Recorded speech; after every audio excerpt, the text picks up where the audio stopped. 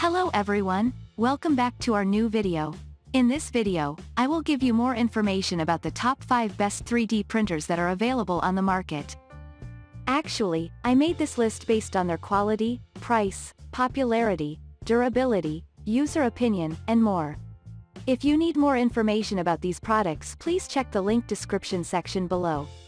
Don't forget to subscribe to this channel to view future videos. Okay, so let's get started with the video.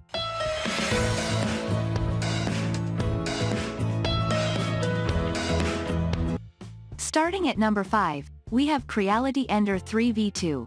The Creality Ender 3v2 provides good value in an open-frame 3D printer, offering a large print area for its price. This bargain basement printer, which comes in kit form, produced generally good quality prints in our testing. For software, you can use either Cura or the company's own Creality slicer. The Ender 3v2 works with several filament types: PLA, ABS, PETG, and TPU. Its manual print bed leveling proved tricky in practice. Setup instructions could have been better, but fortunately some third-party sites offer useful videos and other getting acquainted help. Allow users to improve their printer upon the source code and share the changes within the community, resulting in an improved experience for all. Moving on at number 4, we have Dremel Digilab 3D45 3D printer. Dremel is better known for its rotary power tools than its 3D printers, but the company put the same care and craftsmanship into the Digilab 3D45 that it has with its more traditional products. The 3D45 consistently output good quality prints in our testing. Plus, the closed frame provides safety to users while prints are in progress. You can print from a computer over a USB, Ethernet, or Wi-Fi connection, as well as from a USB thumb drive. Every Dremel printer can connect via the web to the Dremel Print Cloud, from which you can prepare and launch print jobs, and even monitor prints in progress from an onboard 720p camera. Dremel, your go-to brand for all your 3D printing tools, 3D filament, printers, and accessories, proudly presents our flagship 3rd-generation 3D printer. At number 3, we have MakerBot Replicator. The MakerBot Replicator Plus output prints of good to excellent quality in your testing. It has a wide range of connectivity choices. You can print from a computer over USB, Ethernet, or Wi-Fi, as well as over Wi-Fi from a phone or tablet with the MakerBot mobile app installed. You can also print files from a USB thumb drive. MakerBot provides its own software, which can be tailored to a user's experience level.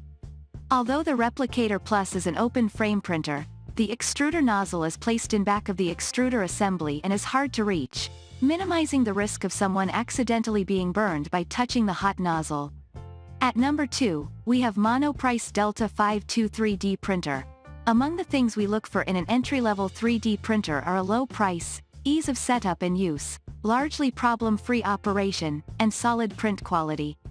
The Monoprice Mini Delta 52 3D printer ticks off all these boxes. It lists at just under $200, and it is a cinch to set up and operate. Its print bed leveling is truly automatic and requires no calibration. Bed leveling problems can be the bane of some budget 3D printers. For software, it comes with a modified version of the popular open-source Cura program they have seen with numerous other 3D printers. The Mini Delta 52 eschews the Cartesian design found in most filament-based 3D printers in favor of the Delta design, in which the extruder's motion is controlled by 3 sets of arms.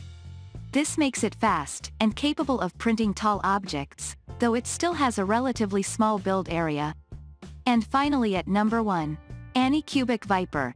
The Anycubic Viper, an open-frame budget 3D printer, provides a large volume print area and support for automatic bed leveling. It comes partially assembled, with the remaining steps, bolting the frame to the base, plugging several cables into their sockets, and attaching the filament spool holder to the frame. Simple and straightforward. As for filament, the Viper supports the standard ABS and PLA, plus TPU and PETG. The printer only comes with a small starter coil, so you will want to buy at least one spool when you buy the Viper. Thank you for watching, guys. I hope you like this video. If this video helps you, please make sure to like, comment, and subscribe.